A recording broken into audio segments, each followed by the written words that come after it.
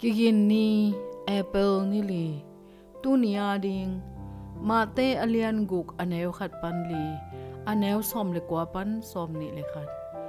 van tunga sum le pai na kholun mate alian guk aneu som ni ina to pasian na se kapa pen kalovo ahitale ana sep na phwala hitale na sep ha kat khat a hi hangin khut siam khat hilowi khat ve lo kho set te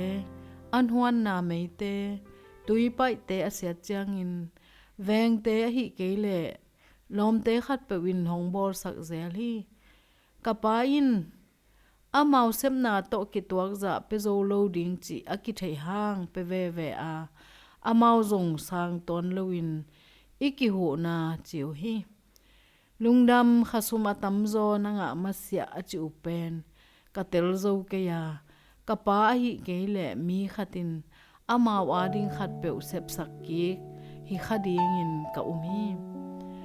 jesu ai na uto midang apan pi thu te hi le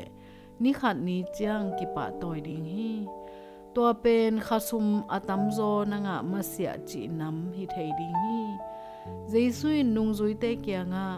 van tunga sum le pai na kholun chi hi mi tunga na hoi sep na in to sum le pai nam te khol na hi thei jesu in pengkul tum hoi lo achi chiang in tum hi le to bek athaman hi khading hi to pai nei te hong mugi ge a hi na imuang thei hebrew lai gel pa in turong ma na job so ku a hi mi siang tho te don na hu na a